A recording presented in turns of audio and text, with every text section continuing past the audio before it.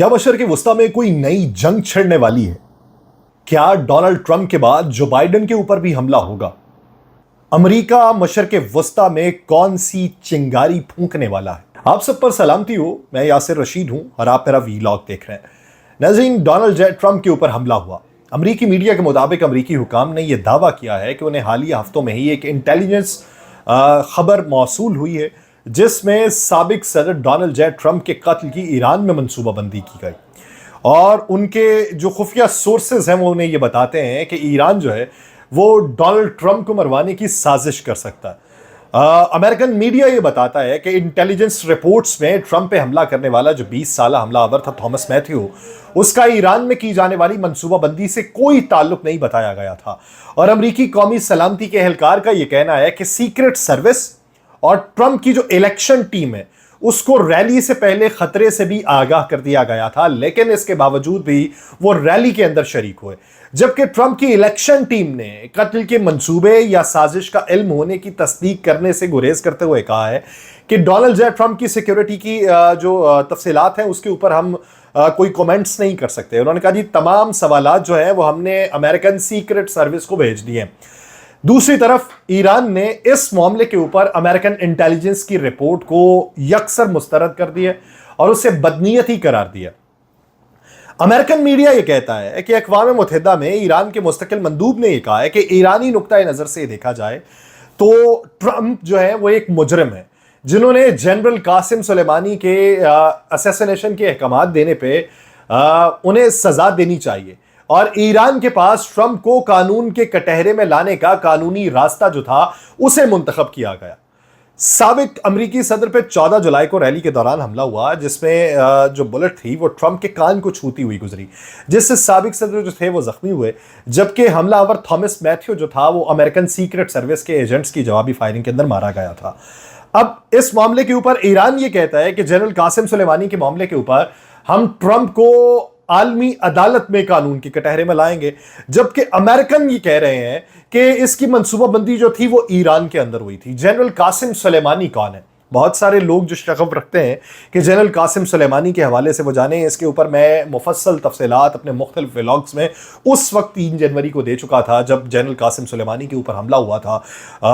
वो व्लॉग जो था उसमें काफ़ी डिटेल मौजूद थी, तो मैं उन लोगों की गोशगुजार दोबारा करता चलूँ जिन्हें जनरल कासिम सुलेमानी का मालूम नहीं है। और अगर जनरल कासिम सुलेमानी को बुनियाद बना के डोनाल्ड ट्रंप के ऊपर हमले को बुनियाद बनाया जा रहा है तो फिर जो अभी का हेलीकॉप्टर हादसा है उसके ऊपर भी अमेरिका को जो था मुर्द इल्ज़ाम ठहराया जा रहा था, तो क्या जो बाइडेन के ऊपर भी हमला होगा? जनरल कासिम सुलेमानी जो थे वो आयतुल्लाह अली खामनाई के बाद दूसरे ताकतवर तरीन फर्द समझे जाते थे। बाज़दाराने इनकलाब की इनकलाब फोर्स के हेड के तौर पे सुलेमानी जो थे मशरक़ वस्ता में अपनी सरगर्मियों और अज़ाइम के मंसूबा साज के तौर पे काम कर रहे थे और कहा जाता था कि ईरान के असल वजीर खारजा थे। जनरल कासिम सुलेमानी शाम के सदर बशार अल असद के मुल्क में बागियों के खिलाफ जंग, इराक में ईरान नवाज जो मलेशिया ग्रुप थे उनको, शद्दत पसंद तंजीम दौलत इस्लामिया के खिलाफ जंग के अलावा और बहुत सी कार्रवाइयों का मेमार भी समझा जाता है। वो दिमाग समझा जाता था जो मशरक़ वस्ता में बैलेंस करने वाला था। वो अमूमन शोहरत की चकाचौंध से दूर रहने वाली शख्सियत समझे जाते थे, लेकिन उन बरसों में वो खुल के सामने आए जब उन्हें ईरान में उनकी दाइश के खिलाफ कार्रवाइयों की बदौलत शोहरत मिली और अवामी तौर पर मकबूलियत मिली। जनरल कासिम सुलेमानी जिन्हें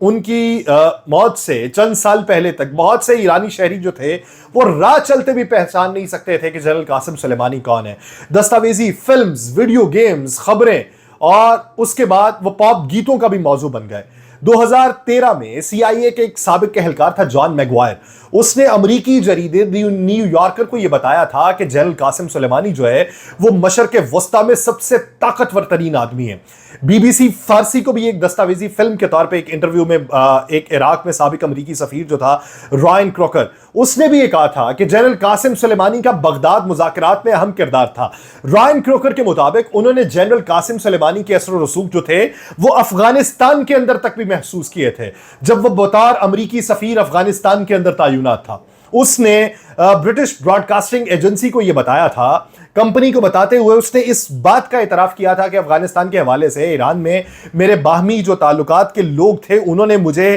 اس سورس اور اس خبر کے حوالے سے اس کے اوپر سٹیمپ لگائی ہے کہ وزارت خارجہ کو وہ اس بات میں انفارم کریں گے کہ وہ جنرل قاسم سلیمانی تھے جنہوں نے فیصلے لینے تھے، وہ کوئی اور نہیں تھا۔ وزارت خارجہ بھی ان کی جنرل قاسم سلیمانی کے فیصلوں کی مرہون منت تھی۔ 62 سالہ قاسم سلیمانی کے بارے میں خیال یہ کیا جاتا ہے کہ وہ ایک غریب گھرانے سے تعلق رکھتا تھا۔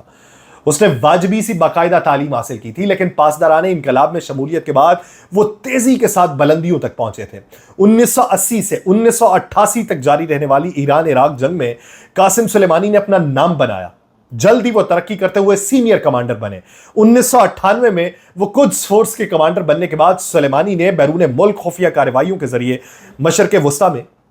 ایران کے اثر میں اضافہ کرنا شروع کر دیا۔ ایران کی بالادستی وہاں پہ قائم ہونا شروع ہو گئی۔ اس کے علاوہ انہوں نے اپنے اتحادی گروپس کو ہر ممکن مدد فراہم کرنا شروع کر دی۔ ایران سے وفادار جو فورسز آتی تھی ان کا ایک نیٹ ورک تیار کرنا شروع کر دیا، اور یہ بھی کہا جاتا ہے کہ اپنے کریئر کے دوران قاسم سلیمانی نے عراق میں جو کرد گروپ تھا اور ایرانی نواز گروپ تھے اس کی سابق آمر صدام حسین کے خلاف مزاحمت میں مدد کی، جبکہ اگر لبنان کی بات کی جائے تو وہاں پر حریت پسند جو تحریک تھی حزب اللہ اور فلسطینی علاقوں میں حماس کے بھی وہ مددگار رہے۔ 2003 کے اندر جا کے ایران پہ امریکی جارحیت کے بعد انہوں نے وہاں پہ سرگرم جو گروپس تھے ان کے امریکی اڈوں اور مفادات کے نشانہ بنانے کے سلسلے میں رہنمائی بھی کرتے رہے۔ اور پھر جنرل قاسم سلیمانی کے بارے میں کہا جاتا ہے کہ انہیں اس بات کا کریڈٹ بھی دیا جاتا تھا کہ انہوں نے شام کے صدر بشار الاسد کو ان کے خلاف 2011 میں شروع ہونے والی مسلح مزاحمتی تحریک سے نمٹنے کے لیے حکمت عملی بھی بنا کے دی تھی۔ جنرل قاسم سلیمانی کو یہ سمجھا جاتا تھا کہ وہ فلسطینیوں کو بھی مضبوط کرنے کا کردار ادا کرتے تھے، اور اسی وجہ سے اسرائیل جو تھا وہاں پر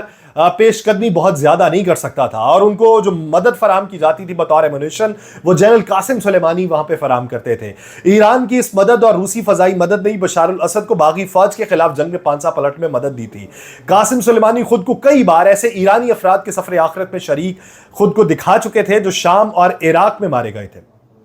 پھر اپریل 2019 میں امریکی وزیر خارجہ مائک پومپیو نے قاسم سلیمانی کی قدس فورس اور ایرانی پاسداران انقلاب کو باقاعدہ طور پہ دہشت گرد ڈکلیئر کر دیا، اور ان پہ یہ الزام لگایا کہ قدس فورس جو ہے وہ لبنان کی حزب اللہ اور فلسطین اسلامک جہاد سمیت ایسے گروپس کی مشرق وسطیٰ میں مدد کے لیے ایران کا بنیادی ڈھانچہ ہے جنہیں امریکہ دہشت گرد قرار دے چکا ہے، اور یہ فورس انہیں مالی مدد فراہم کرتی ہے، انہیں تربیت فراہم کرتی ہے، انہیں ہتھیار فراہم کرتی ہے، انہیں آلات فراہم کرتی ہے۔ اور امریکی محکمہ دفاع نے یہ کہا تھا قاسم سلیمانی کا باقاعدہ نام لے کے کہ وہ عراق اور پورے خطے میں امریکی سفارتی عملے اور امریکی فوجیوں پہ حملے کی منصوبہ بندی کرنے میں وہ سرگرم رہتے تھے، اور اس وجہ سے قاسم سلیمانی کو باقاعدہ طور پہ ٹارگٹ کیا گیا تھا۔ اگر دیکھا جائے ایران اور امریکہ کے تعلقات، تو امریکہ کی جانب سے ایران اور عالمی طاقتوں کے جوہری معاہدے سے دستبرداری کے بعد سے تنزلی کا شکار تھے، اور قاسم سلیمانی کی شہادت جو تھی وہ ایران اور امریکہ اور اس کے اتحادیوں کے درمیان جاری بڑے بحران میں ایک انتہائی اہم تھی اور فیصلہ کن موڑ ثابت ہو سکتی تھی۔ اس قدم پہ رد عمل آنا وہ یقینی تھا، اور اس سے حالات مزید خراب ہونے کا خدشہ پیدا ہوا، لیکن اس کے بعد تحریک مضبوط ہوئی۔ تحریک مضبوط ہونے کے ساتھ ساتھ امریکہ کے ساتھ اس حد تک پنگا نہیں لیا جاتا رہا، لیکن جس طریقے سے اسرائیل کے ساتھ رخ موڑا ایران نے، اور اسی میں ابراہیم رئیسی کی شہادت ہو جاتی ہے، تو ابراہیم رئیسی کو لے کے امریکہ کے اوپر پھر سے پنچ آؤٹ اور پوائنٹ آؤٹ کیا جاتا ہے، لیکن اس میں جو بائیڈن کی حکومت ہے، جو بائیڈن کا لینا دینا تھا، اور اب جنرل قاسم سلیمانی کو وہ لے رہے ہیں، تو کیا اس معاملے پہ اگر یہ سچ ثابت ہوتا ہے کہ ایران ہی اس کے پیچھے تھا تو پھر جو بائیڈن کو کتنی مشکلات تھیں، اور اگر ایران اس کے پیچھے نہیں تھا تو پھر اسے پولیٹیکل ٹیکٹکس کے طور پہ اور وہاں پر